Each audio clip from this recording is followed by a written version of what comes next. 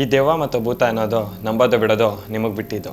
ಕೆಲವರು ಏನು ಹೇಳ್ತಾರೆ ಅಂದರೆ ದೆವ್ವ ಭೂತ ಇವೆಲ್ಲ ಅವ್ರವ್ರು ಮಾಡ್ಕೊಂಡಿರೋ ಮಾಟ ಮಂತ್ರ ಮತ್ತು ಹಣಕಾಸು ಬೇರೆಯವ್ರ ಮೇಲಿರೋ ದ್ವೇಷಕ್ಕೆ ಹೇಳ್ಕೊಂಬಂದಿರೋದು ಅಂತ ಹೇಳ್ತಾರೆ. ಆದರೆ ನಾನು ಹೇಳೋಕೊಟ್ಟಿರೋ ಘಟನೆನ ನೀವು ನಂಬೋದು ಬಿಟ್ಟರೆ ಬಿಡ್ಬೋದು. ಯಾಕಂದರೆ ನಾನು ಹೇಳ್ತಾ ಇರೋ ಸ್ಟೋರಿ ಹಾಗೆ ಇದೆ. ಇದು ಸ್ಟೋರಿ ಅಂದ್ಕೊಳ್ಳೋಕ್ಕಿಂತ ರಿಯಲ್ ಅಂದ್ಕೊಬೋದು. ಯಾಕಂದರೆ ಬೆಂಗಳೂರು ಯಾರಿಗೆ ತಾನೇ ಗೊತ್ತಿಲ್ಲ ಹೇಳ್ರಿ. ಇಲ್ಲಿಗೆ ದಿನನಿತ್ಯ ಸಾವಿರಾರು ಜನ ಕೆಲಸಕ್ಕೆ ಅಂತ ಬರ್ತಾ ಇರ್ತಾರೆ, ಹೋಗ್ತಾ ಇರ್ತಾರೆ.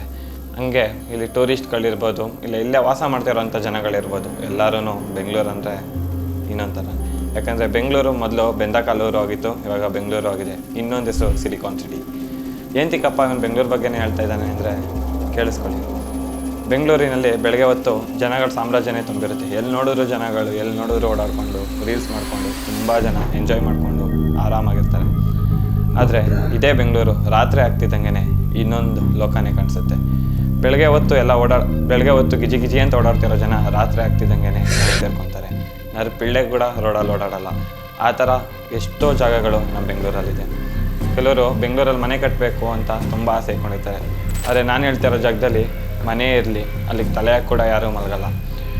ಬೆಳಗ್ಗೆ ಹೊತ್ತು ಇಷ್ಟು ಪ್ರಶಾಂತವಾಗಿ ಕಾಣಿಸೋ ನಮ್ಮ ಬೆಂಗಳೂರು ರಾತ್ರಿ ಆಗ್ತಿದ್ದಂಗೆ ಅಷ್ಟೇ ನಿಗೂಢವಾಗಿ ಕಾಣಿಸುತ್ತೆ.